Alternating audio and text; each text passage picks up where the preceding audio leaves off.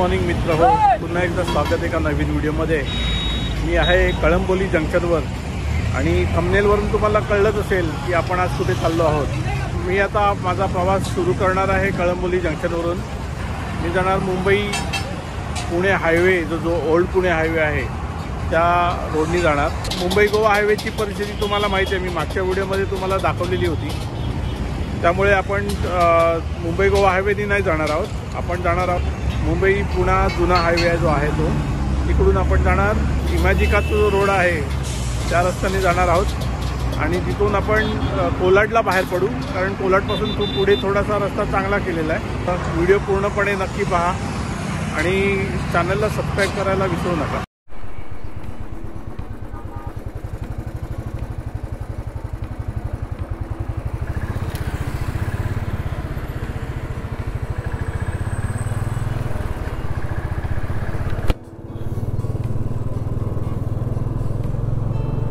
तर आपण आपला प्रवास सुरू केलेला आहे कळंबोली जंक्शनवरून।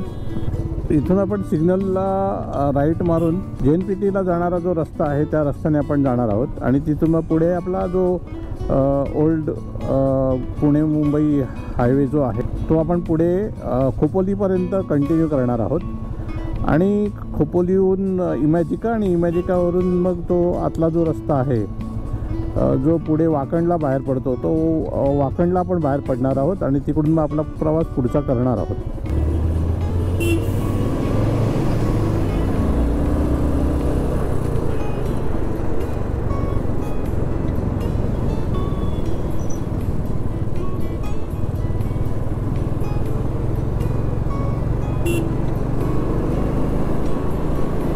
तर त्या बाजूने जो रस्ता गेला तो पनवेलकडे जाणारा रस्ता आणि हा JNPTकडे जाणारा रस्ता आहे।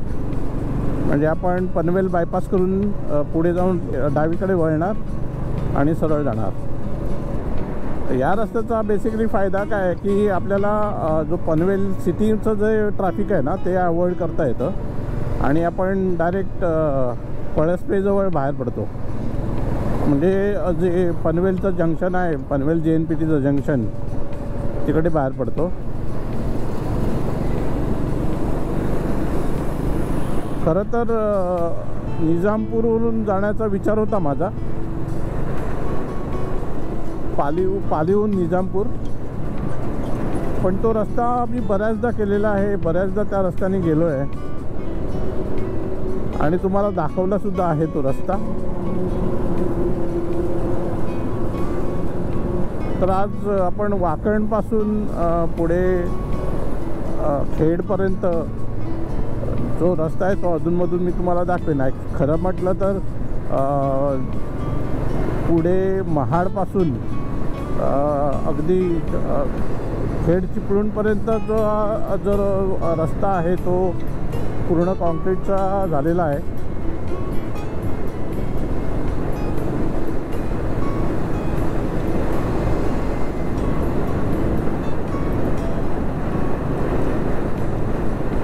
काहीसं ढगाळ वातावरण आहे पण वातावरणामध्ये गारवा आहे।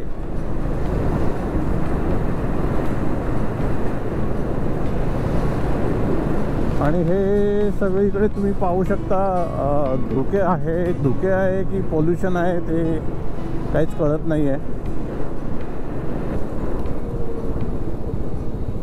समोर तुम्ही पाहू शकता JNPTचा ब्रिज, ओव्हरब्रिज, डाव्या बाजूला गोवा 556 किलोमीटर आणि पुणे 117 किलोमीटर।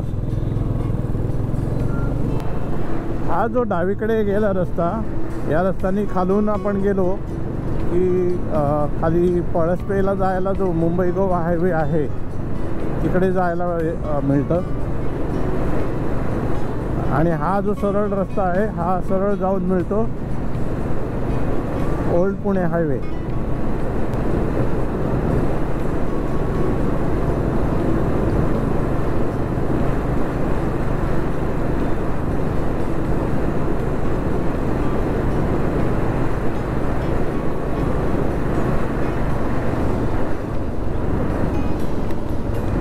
इकडे आलं दत्त स्नॅक्स आणि इथून आपण असं U-टर्न मारून तिकडे मुंबई गोवा हायवेला जायला जातो।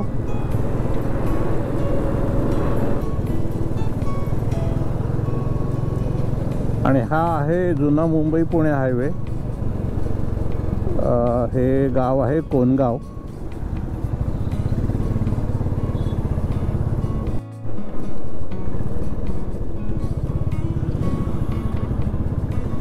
हा डावीकडे जाणारा जो रस्ता आहे हा सरळ जातो कर्जतकडे आणि माथेरानला पण आपण तिकडून जाऊ शकतो.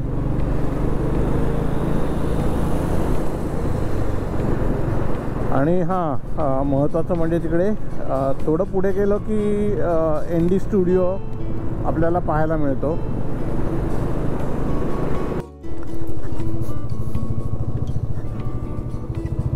तर तुम्हाला जो समोरचा रस्ता दिसतोय तो आहे खोपोली पाली रोड आणि डावीकडे गेलो की 4 किलोमीटरवरती खोपोली. आणि आता आपण इथे उजवीकडे जाणार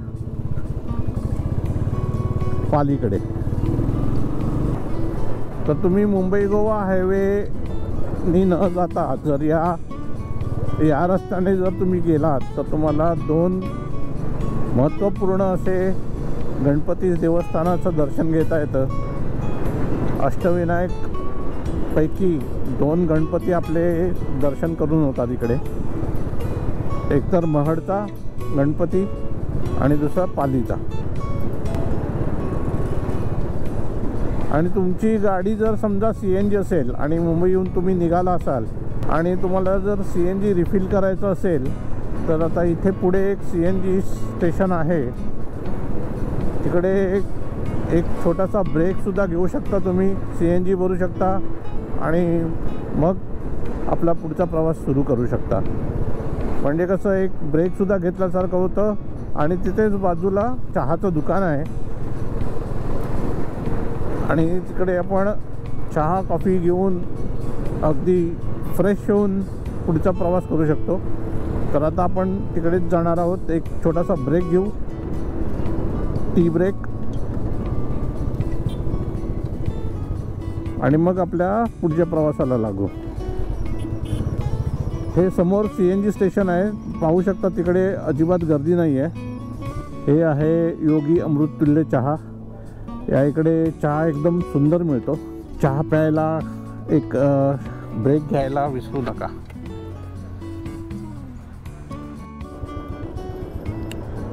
तर योगी अमृततुल्य चहा आपला घेऊन झालेला आहे.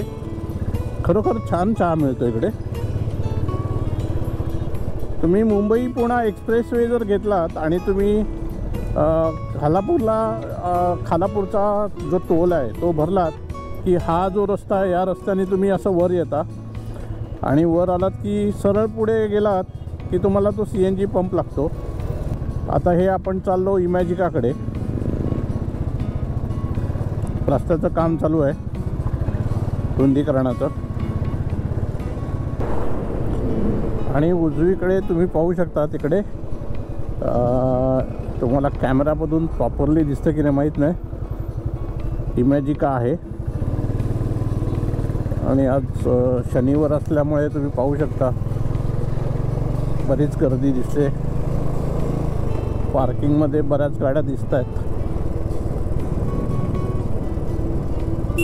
आणि हे प्रवेशद्वाराजवळच इकडे स्विमिंग सूट्स वगैरे तुम्हाला स्विमिंगचे जे कॉस्ट्युम्स आहेत त्याची दुकानं दिसतील. तर एखाद वेळ तुम्ही समजा चुकून घरी विसरला असाल स्विमिंग कॉस्ट्यूम घ्यायला आणि इमॅजिकाला आलात तरी तुम्हाला काळजी करण्याचं कारण नाही. इमॅजिकाच्या बाहेरच तुम्हाला ती दुकानं मिळतील.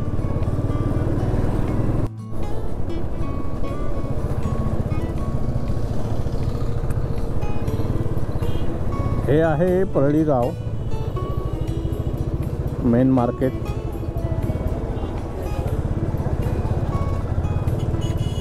तालुका सुधागड.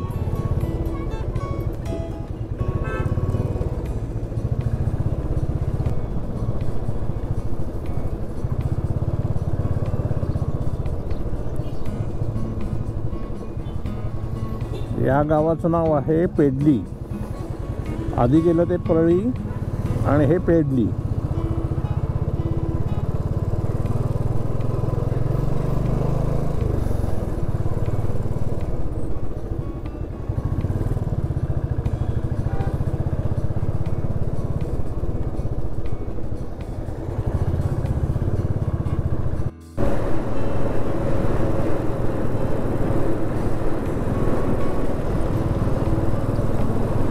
आणि हा समोर दिसतोय तो सरसगड, पाली सुधागडचा सरसगड.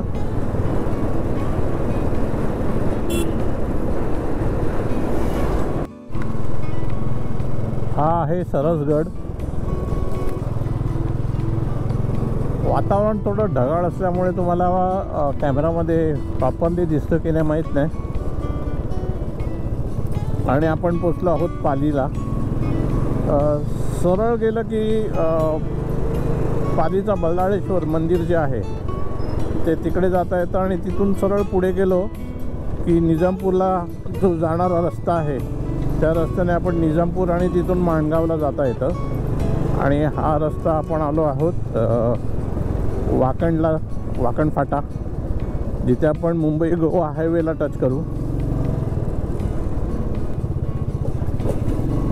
आणि इथून साधारण 7 ते 8 किलोमीटरवरती मुंबई गोवा हायवे आहे, वाकण फाटा.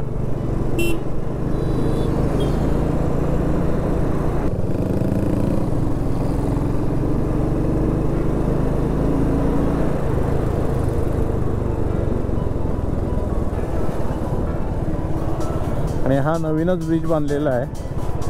ही नदी जी आहे, पावसाळ्यामध्ये हा जो जुना ब्रिज होता खाली, त्या ब्रिजवरून पाणी जायचं, त्यामुळे इकडे वाहतूक कधी कधी ठप्प व्हायची.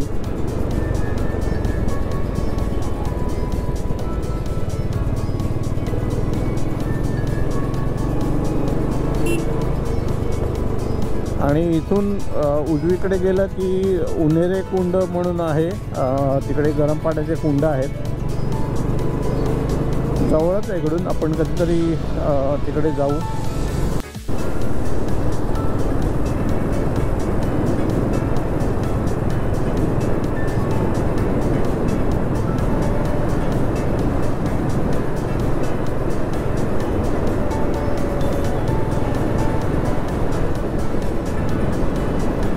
पालीपासून पुढे आलो की साधारण 4 किलोमीटर पार केलं की ही बाजूला, डाव्या बाजूला तुम्ही पाहू शकता नदी येते. ही नदी कोणती आहे कोणाला माहीत असेल तर कमेंटद्वारे मला नक्की सांगा.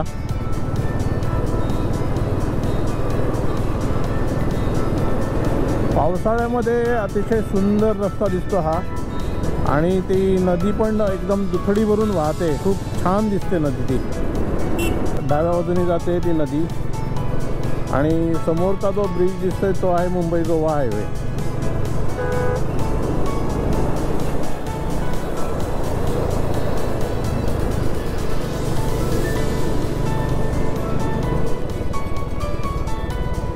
इंदापूर साधारण 27 किलोमीटर आहे, कोलाड 16 किलोमीटर आहे डाव्या बाजूला. आणि अशा तऱ्हेने आपण पोहोचतो आहोत वाकण फाट्याला. उजव्या बाजूला Mumbai 110 kilometre, Panvel 63 kilometre, Alibag 48 kilometre.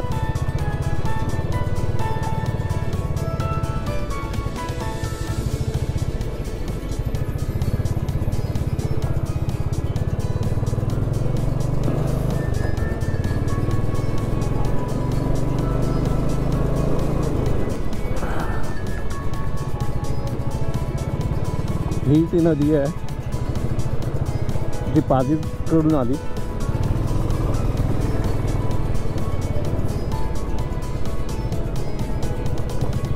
आणि अशी काहीशी परिस्थिती आहे मुंबई गोवा हायवेची. धुळीचं साम्राज्य आहे.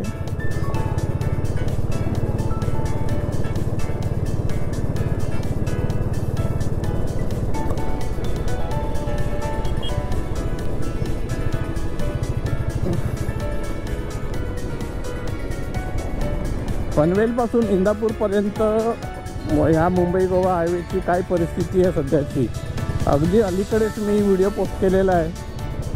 तुम्ही जाऊन पहा, लायब्ररीमध्ये जाऊन तुम्हाला पूर्ण माहिती मिळेल. आणि जी एकमार्गिका कॉन्क्रीटची करण्याचं सरकारने आश्वासन दिलं होतं, ती कुठपर्यंत झाले त्याचं पूर्ण विवरण त्याच्यामध्ये मी दिलेलं आहे.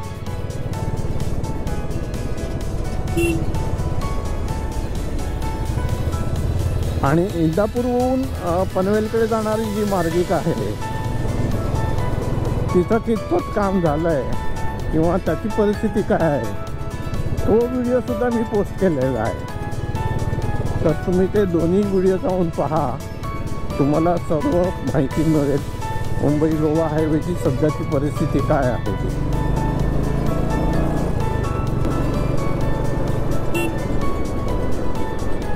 तर मी सुरुवातीला म्हटल्याप्रमाणे निजामपूरचा मार्ग आपण घेतला नाही, कारण पाकण फाटापासून हा पुढे रस्ता असा कोलाडपर्यंत केलेला आहे.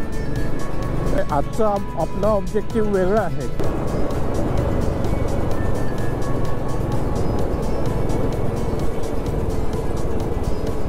त्या बाजूचं अजून काम सुरुवात नाही झालेली.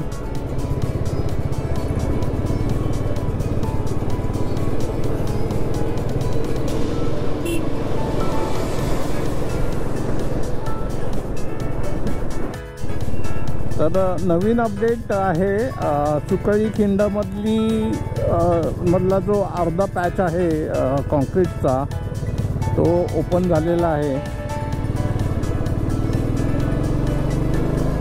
गेल्या वेळेस मी इथून गेलो होतो तेव्हा हा रस्ता चालू नव्हता झालेला. नवीन अपडेट आहे म्हणून मी हा रस्ता दाखवत आहे.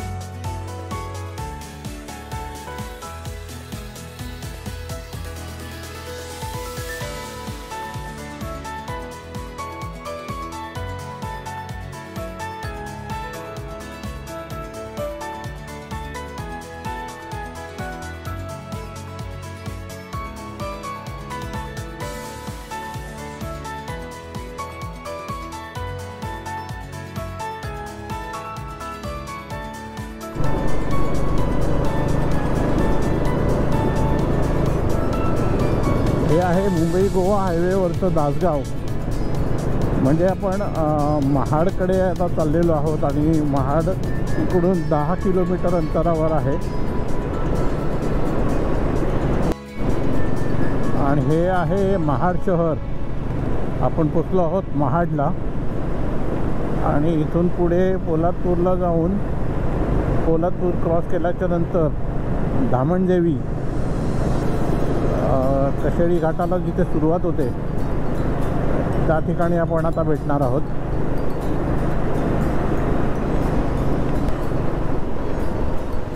पनवेल क्रॉस केल्याच्या नंतर खारपाडा जे आहे, खारपाड्याला एक टोलनाका बनवलेला आहे आणि तो टोलनाका क्रॉस केल्याच्या नंतर दुसरा जो टोलनाका लागतो मुंबई गोवा हायवेचा तो हा टोलनाका आहे.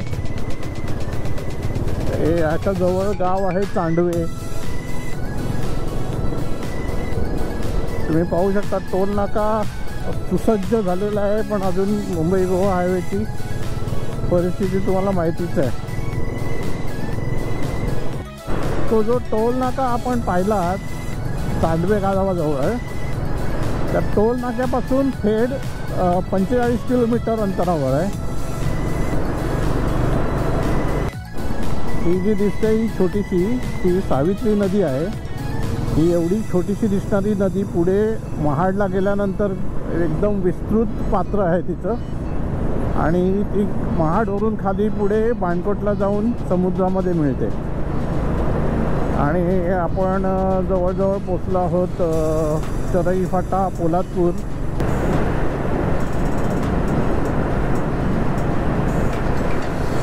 पोलादपूर महाबळेश्वरला जाण्यासाठी इथून आहे रस्ता.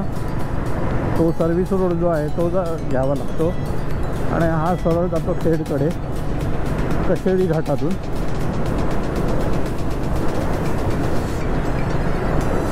आणि वर तिकडे ते आहे जंक्शन, ते सर्कल आहे तिकडे आणि छत्रपती शिवाजी महाराजांचा पुतळा आहे.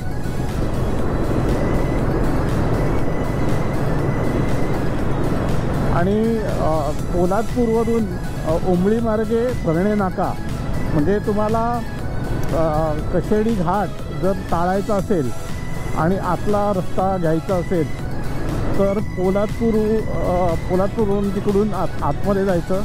आम्ही महाबळेश्वरकडे जो जाणारा रस्ता आहे त्या रस्त्याला जाऊन पुढे एक साधारण 1 किलोमीटरच्या अंतरावर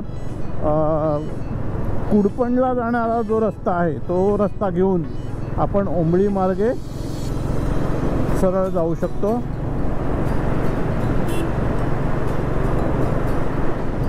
आणि तो रस्ता फारच सिनिक आहे, खूप चांगला रस्ता आहे.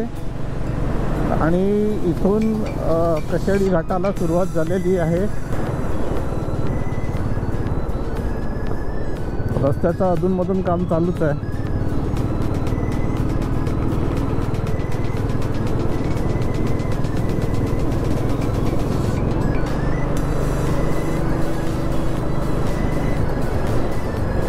हे असे हेवी ट्रक्स जे असतात ते किती स्लो चाललेत बघा.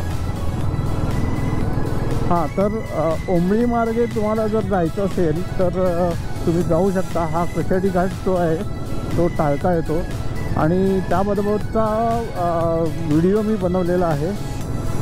तो व्हिडिओ तुम्ही नक्की जाऊन पहा. मी इकडे आय बटनमध्ये तुम्हाला लिंक देतो त्याची, किंवा डिस्क्रिप्शनमध्ये पण तुम्ही पाहू शकता.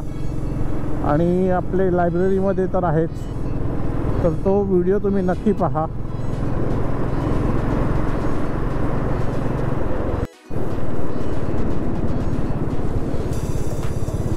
कशेडी घाटामध्ये तुम्ही पाहू शकता हा सिंगल लेनच आहे. अर्धा तिकडे डबल लेन झाला आहे कॉन्क्रीटचा, आणि हा सिंगल लेनच आहे जुना रस्ता.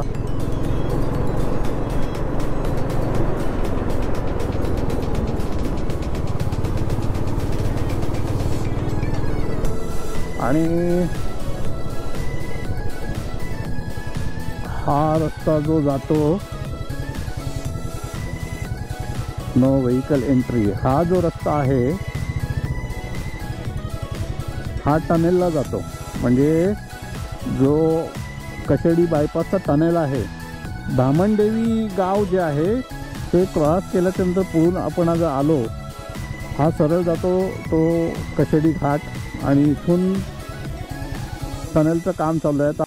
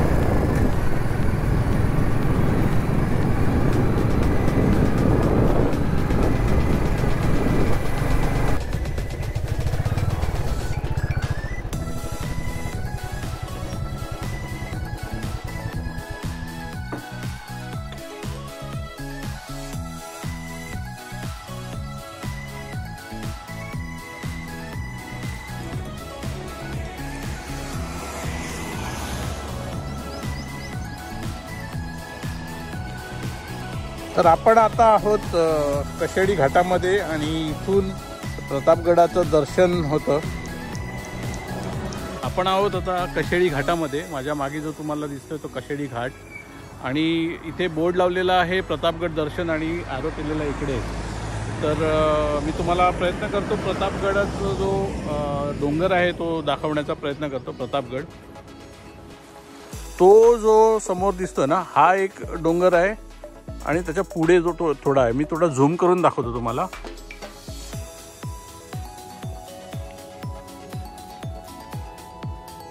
वातावरण थोडंसं ढगाळ असल्यामुळे दिसत नाही आहे. एक हा डोंगर दिसतोय, एक पुढे डोंगर जो दिसतोय तो जो आहे तो प्रतापगडचा आहे पूर्ण डोंगर परिसर.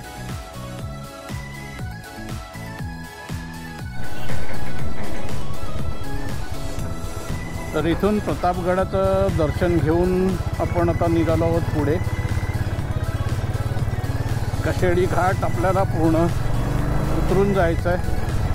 खरं तर मी हा जो व्हिडिओ आहे तो दामनदेवीपासून जो टनल आहे तिथे मी संपवणार होतो, पण तो मग अर्धवट राहिला असता, माहिती अर्धवट राहिली असती. म्हणून मी विचार केला की हा संपूर्ण घाट चढून पूर्ण उतरायचा आणि त्या बाजूला जे काही चाललं आहे काम त्याचासुद्धा आढावा घेऊया आणि तुम्हाला दाखवूया. वाजले आहेत 2:30 आणि अजून आपला लंचचा काहीच अतापत्ता नाही आहे. तर लवकरात लवकर आपण आता कशेडी घाट उतरून जाऊ, तिकडचा आढावा घेऊ आणि मग आपण पुढे खेडला जाऊन लंच ब्रेक घेईन मी. हा इथपर्यंत जो आहे हा 50% भाग आपण पूर्ण केलेला आहे कशेडी घाटाचा. हा इथे अर्धा कशेडीचा घाट संपला आणि इथून पूर्ण उतरणीला सुरुवात झाली. म्हणजे घाट आपण तिकडून चढून येतो वरती आणि हा इथून उतरणीला झाला. तिकडे समोरवरती स्वामी समर्थांचा मठ आहे आणि काय सुंदर व्हॅली आहे बघा. आणि तुम्हाला तिकडे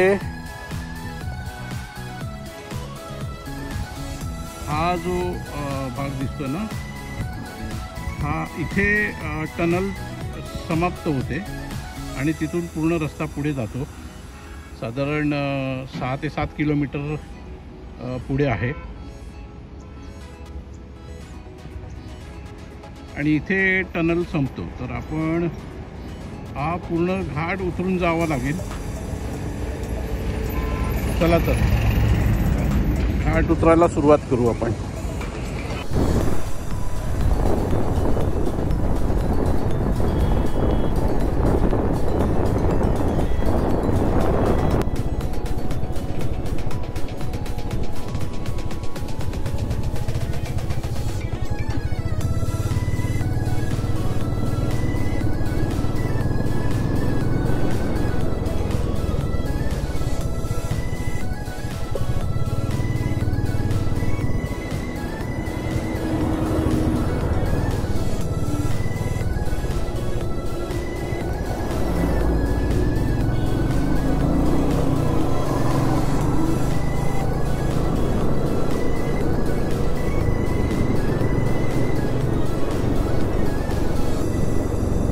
सुंदर नजारा आहे व्हॅलीचा. आपल्याला इथे थांबता येईल का? यस, आपण थांबू. इकडे तुम्हाला दाखवणं गरजेचं आहे किती सुंदर आहे नजारा.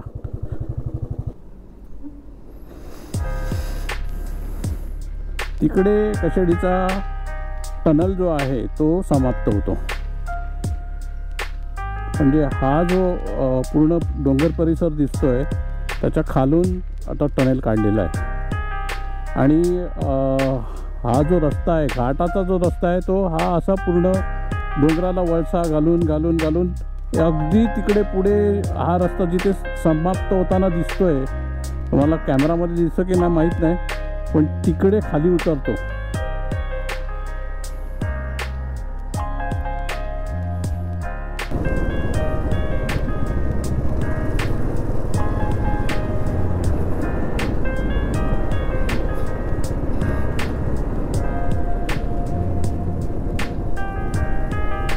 असे ट्रक बंद पडले ना की इकडे मात्र गडबड होते. आणि त्यात रस्ता बघा कसा आहे, खडबडीत. तरी नशीब थोडे खड्डे बुजवलेले आहेत.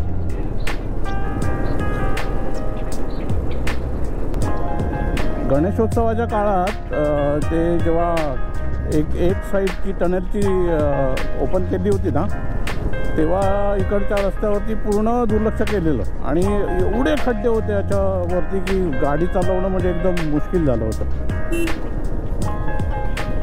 आताही आहेत बघा खड्डे. बाईक आहे त्यामुळे काय कसं पण इकडून तिकडून काढता येते खड्डे वाचून.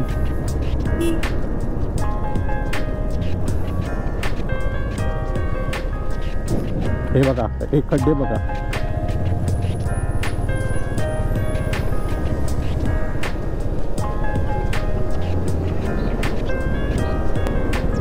ह्या बाजूला वरती अतिशय सुंदर असा धबधबा आहे, मोठा धबधबा आहे वरती, पण त्या बाजूला थोडासा कठीण रस्ता आहे जायला. पावसाळ्यामध्ये अतिशय सुंदर दिसतो.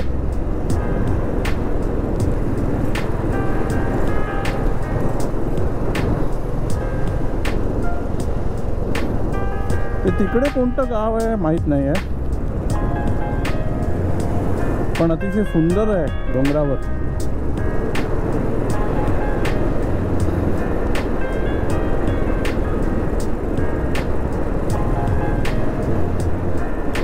इथे बघा वरती एक घर मस्त बांधलेलं आहे, सुंदर आहे. आणि इथे खड्डे बघा किती आहेत. ॲक्च्युली कसं आहे, आपण कॅमेरामध्ये बघतो ते एवढं डिटेलमध्ये दिसत नाही. आपल्या डोळ्यांनी जे दिसतं ते कॅमेरा दाखवू नाही शकत. तरी जास्तीत जास्त डिटेलमध्ये दाखवण्याचा प्रयत्न आहे.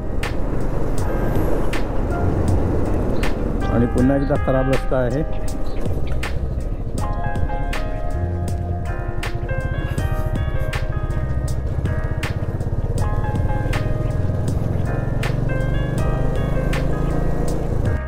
अशा प्रकारे कशेडीचा घाट समाप्त झालेला आहे.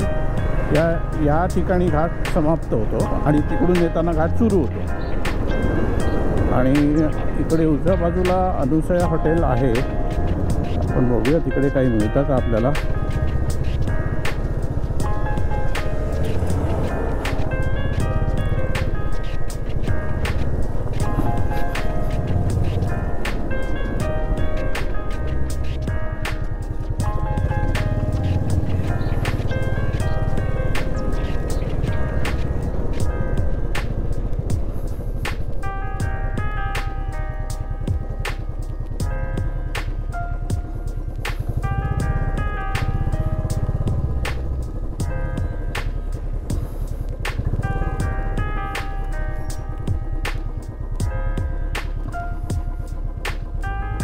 तर खेड 19 किलोमीटर, रत्नागिरी 196 किलोमीटर आणि पणजी 350 किलोमीटर.